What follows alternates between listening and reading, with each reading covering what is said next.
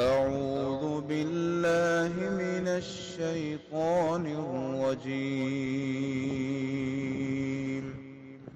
بسم الله الرحمن الرحيم.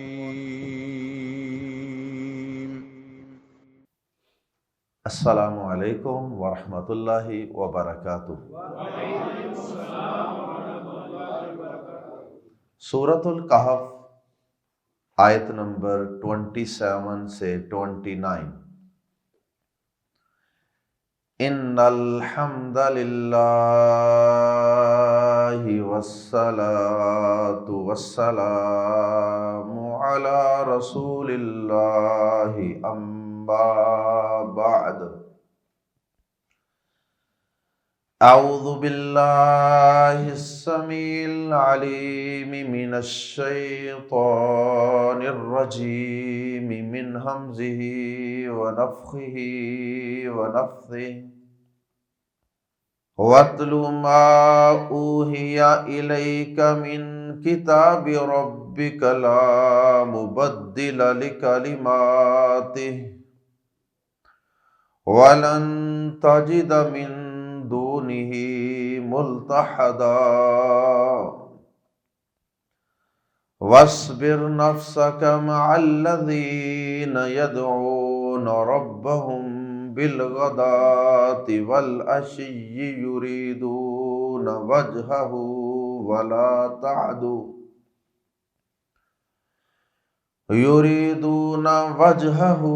وَلَا تَعْدُ عَيْنَاكَ عَنْهُمْ تُرِيدُ زِينَةَ الْحَيَاةِ الدُّنْيَا وَلَا تُطِعْ مَنْ أَغْفَلْنَا قَلْبَهُ عَنْ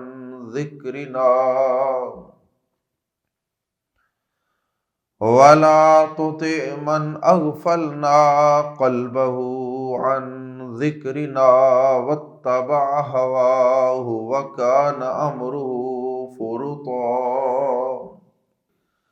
وقل الحق من ربكم فمن شاء فليؤمن ومن شاء فليكفر إنا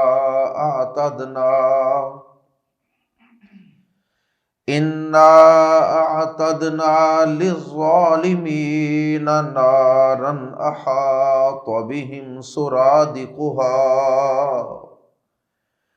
وَإِن يَسْتَغِيثُوا يُغَاثُوا بِمَاءٍ كَالْمُهْلِ يَشْوِي الْوُجُوهَ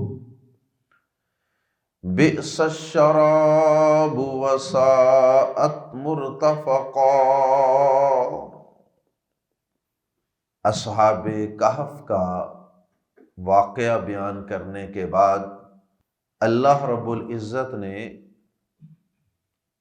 اصحاب کہف کے قصے کے حوالے سے اور دیگر شرعی احکامات اور ہدایت کی باتوں کے متعلق ایک جنرل قسم کا اور ایک عمومی ضابطہ بیان فرمایا، اور وہ ضابطہ یہ بیان فرمایا کہ اے نبی صلی اللہ علیہ وسلم، ہم نے آپ کو اصحاب کہف کا جو قصہ، جو واقعہ سنا دیا، بس یہی بالکل ٹھیک اور مبنی بر حق قصہ ہے۔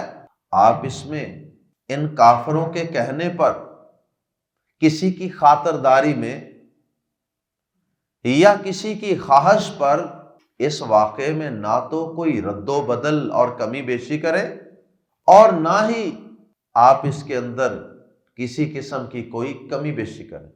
بس جتنا آپ کے رب نے بتا دیا اسی کو ان کے سامنے پڑھ کر سناتے رہیے اور اسی کی پیروی کرتے رہیے، اس سے آگے پیچھے ہونے کی آپ کو قطعاً کوئی ضرورت نہیں۔ اور یہ بات ذہن میں رکھیے، کسی کی خواہش پر اللہ کی اس کتاب میں آپ کو بھی کسی قسم کا کوئی رد و بدل اور کمی بیشی کرنے کی اجازت ہرگز نہیں ہے۔ اور اس کے بعد اللہ رب العزت نے پھر ان حالات کا کچھ تذکرہ فرمایا جن حالات سے مکہ مکرمہ کے مسلمان گزر رہے تھے، جس دور میں سورۃ الکہف کا قصہ اللہ پاک نے نازل فرمایا تھا، اور یہ قصہ ایک قسم کی تسلی اور تشفی بھی تھی مکہ کے مظلوم، مجبور اور مقہور مسلمانوں کے لیے، کہ جو رب غار والوں کو، جن کے سارے خاندان والے، سارا قبیلہ، سارا خاندان اور اس دور کا بادشاہ، صاحب ارباب و اقتدار، سب لوگ ہی جن کے مخالف ہو گئے، اگر رب چاہے تو ان کی بھی حفاظت کر سکتا ہے، 309 سال تک ان کو سلا سکتا ہے، اور سلا کر پھر زندہ کر کے اٹھا کر لوگوں کو دکھا سکتا ہے۔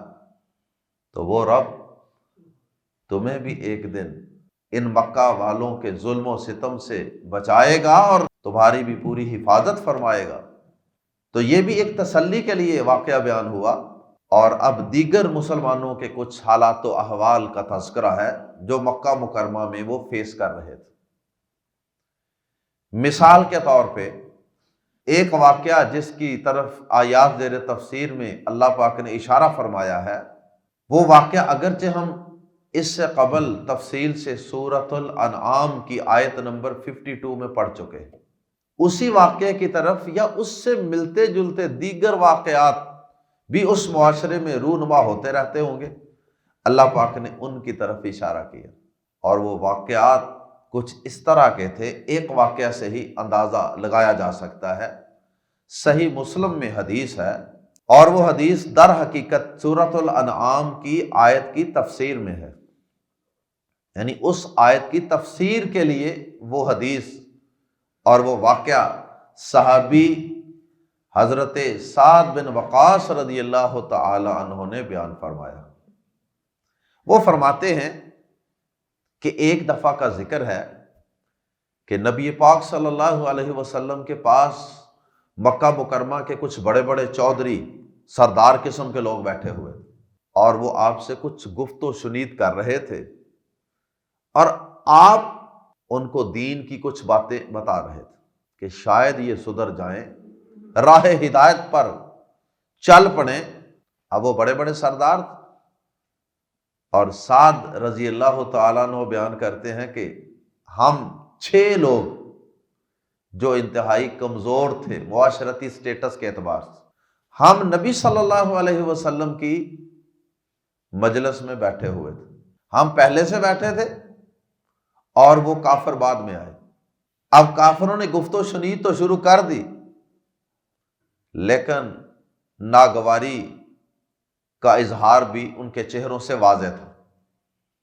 ان کو اچھا نہیں لگ رہا تھا کہ اسی مجلس میں یہ اتنے، جسے آج کی زبان میں نعوذ باللہ، نعوذ باللہ، آج کی زبان میں ہم بعض لوگوں کو کہتے ہیں نا جی فلانا کمی، تو کسی کو کمتر خیال کرنا، یہ تو تکبر ہے،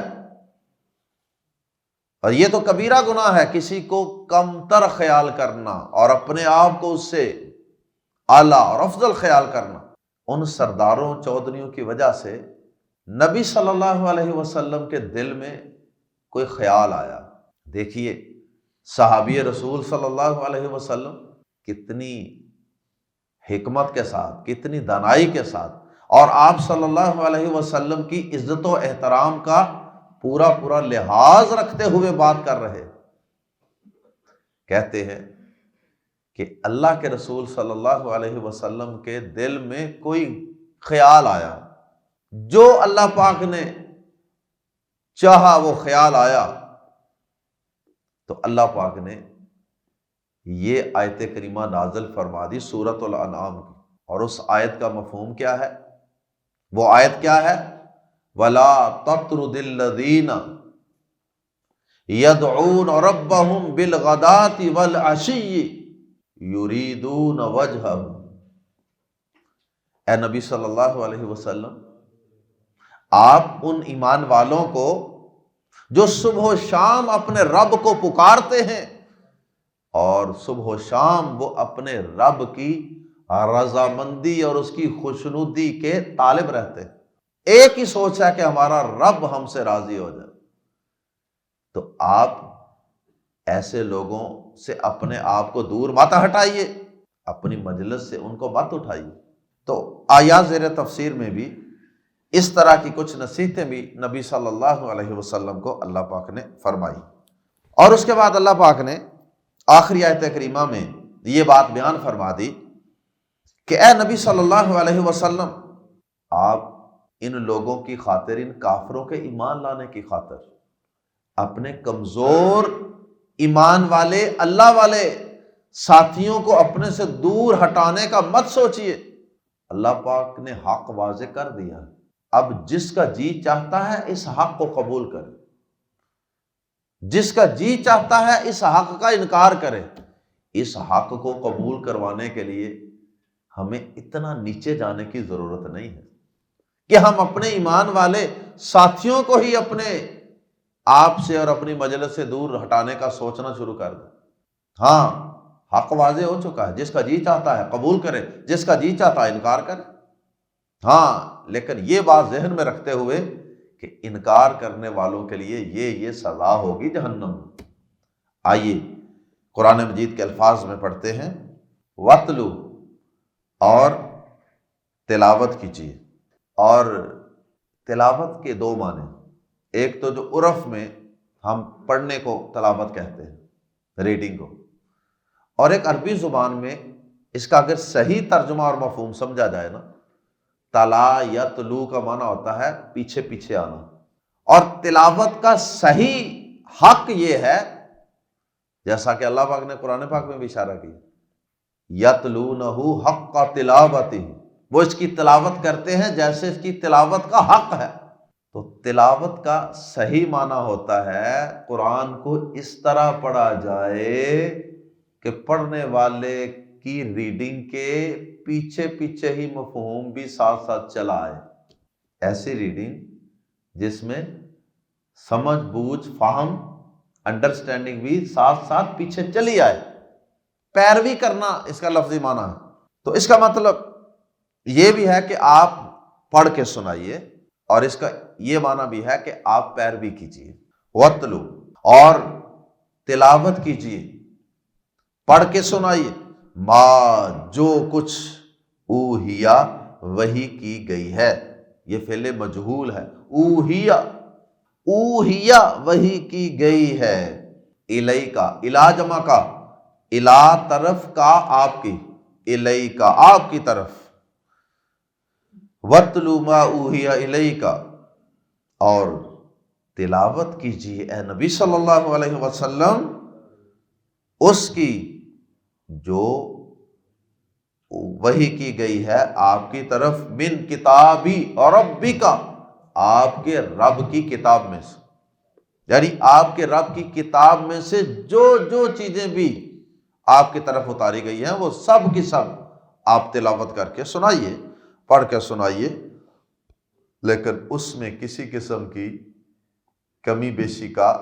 ان لوگوں کو قریب کرنے کے لیے کمی بیشی کرنے کا سوچنا بھی نہیں۔ مثلا اب جو توحید کی آیات اترتی تھیں تو ان کو بڑی تکلیف ہوتی تھی، وہ چاہتے تھے نا کچھ کمپرومائز ہو جائے، نہیں، کمپرومائز نہیں کرنا، جو اللہ پاک نے اتار دیا لوگوں کو راضی کرنے کے لیے، لوگوں کو قریب کرنے کے لیے، اس میں کمی بیشی نہیں کرنی۔ ہاں، حکمت اور چیز ہے، اس کا یہ مطلب نہیں کہ حکمت اور دانائی کا خیال نہیں رکھنا، حکمت کے ساتھ لوگوں کو دین کی طرف بلانا ہے، یہ بھی اللہ پاک کا حکم ہے۔ تو بعض ہمارے بھائی جو ہوتے ہیں وہ دوسرے مسلمانوں کو یا کسی کو بھی جب دین کی طرف بلاتے ہیں تو بالکل ہی غیر حکیمانہ انداز ہوتا ہے، تو پھر وہ اس طرح کی باتوں کا سہارا لیتے ہیں، جی بس جو حق ہے وہ حق ہی ہے، ہم نے سنا کے چھوڑنا، ہم نے بتا کے چھوڑنا۔ تو بتانا حق ہی ہے، لیکن اس کے اندر انداز میں نرمی اختیار کرنی ہے، موقف میں نرمی نہیں، انداز میں نرمی۔ وَاتْلُ مَا أُوحِیَ إِلَيْكَ مِن کِتَابِ رَبِّکَ، اور اس کی تلاوت کیجئے جو آپ کی طرف آپ کے رب کی کتاب میں سے وحی کی گئی ہے۔ لا مبدل، کوئی بدلنے والا نہیں. لا لائے نفی جنس ہے یہاں. لا کوئی مبدلہ میم پیش منہ والا کا معنی دیتا ہے. مبدل کا معنی بدلنے والا. تو لا مبدلہ کوئی بدلنے والا نہیں. لی کو کلماتی کلمات باتیں احکامات آیات ہی اس کی یعنی اللہ پاک کی. لا مبدلہ لکلماتہ اس کی باتوں کو کوئی بدلنے والا نہیں. جو اس نے حکم نازل کر دیا ہے کسی مائی کے لال کو یہ حق حاصل نہیں ہے کہ اس میں وہ اپنی طرف سے کوئی کمی بیشی کرے. اور اے نبی صلی اللہ علیہ وسلم آپ کو بھی یہ حق نہیں ہے کہ آپ اللہ کی آیات میں کوئی کمی بیشی کا سوچیں بھی. نبی صلی اللہ علیہ وسلم نے کمی بیشی تو کیا کرنی تھی؟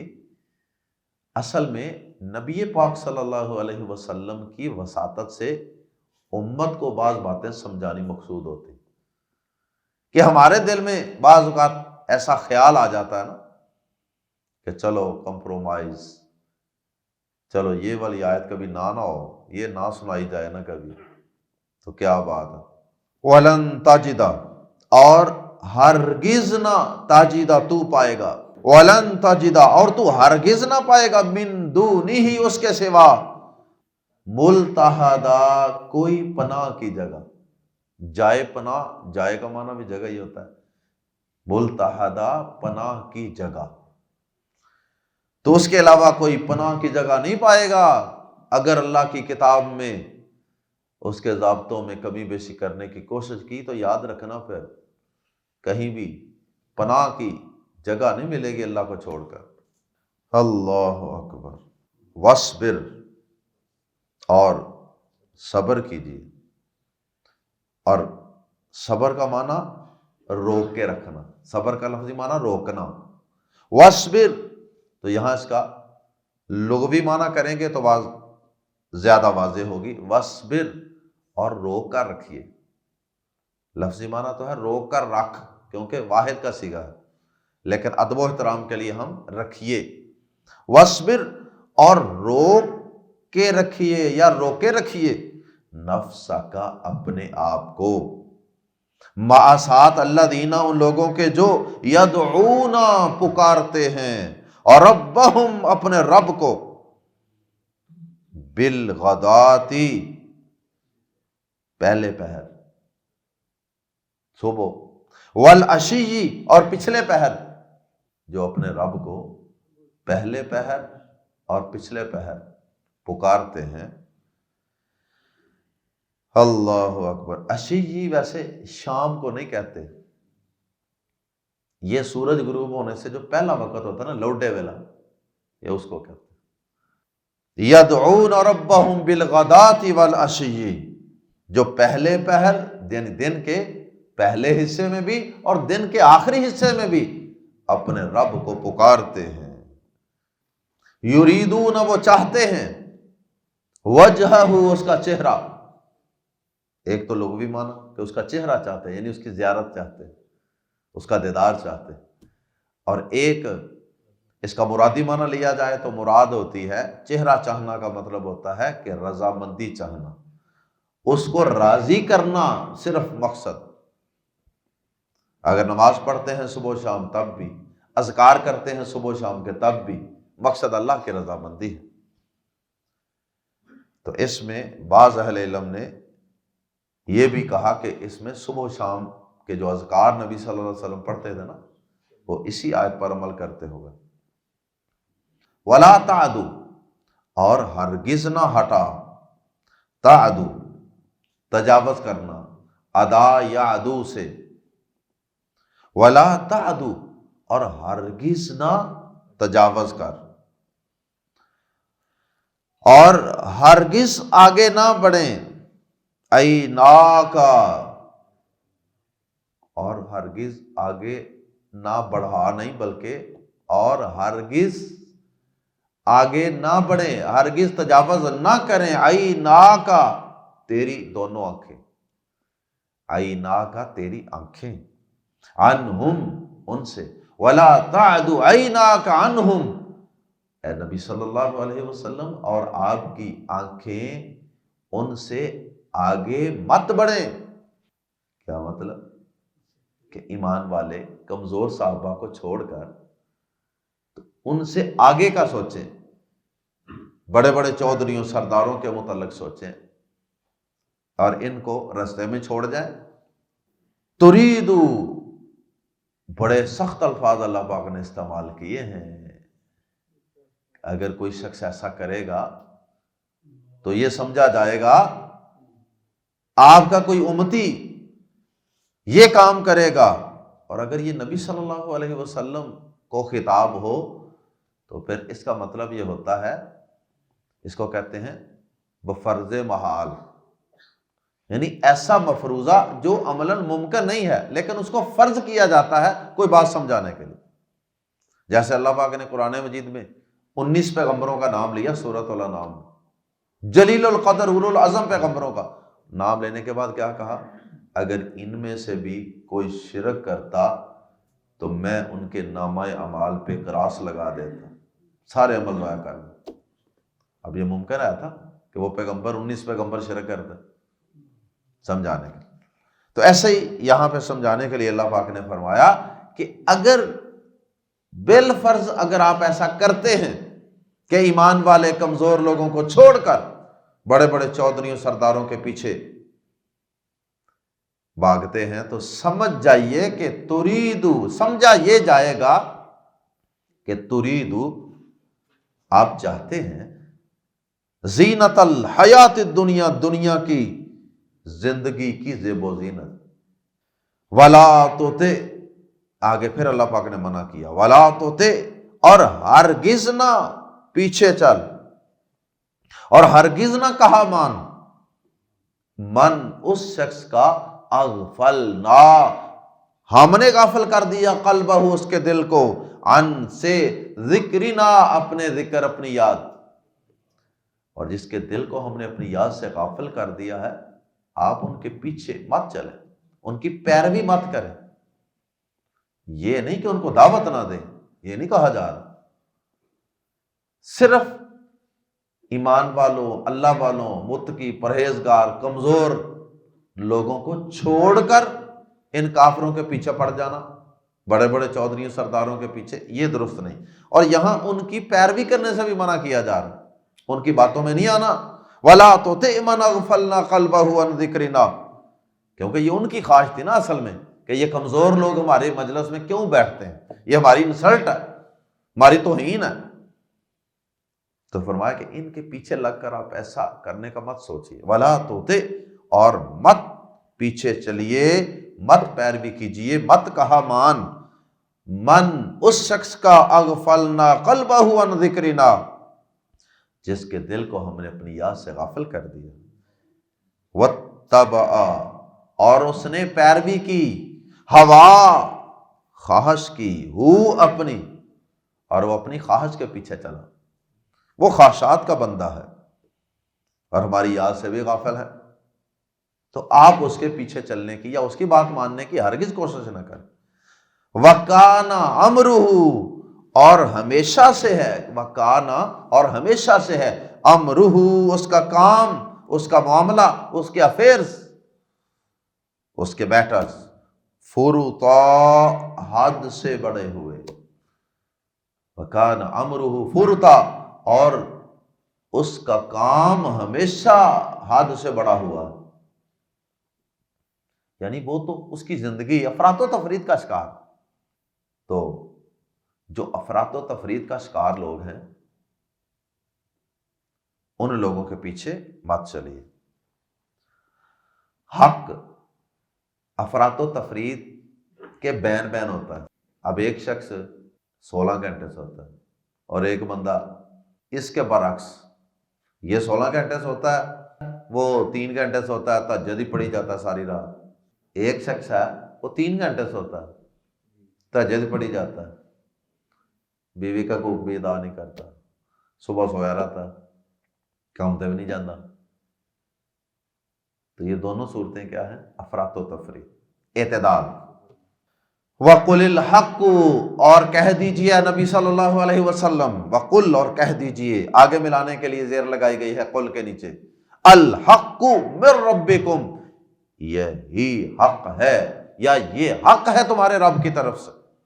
الحق کا جو الف لام ہے اس کا ترجمہ کر رہے ہیں یہ حق ہے، یعنی یہ قرآن۔ قل الحق، کہہ دیجئے کہ یہی حق ہے یا یہ حق ہے من ربکم، تمہارے رب کی طرف سے۔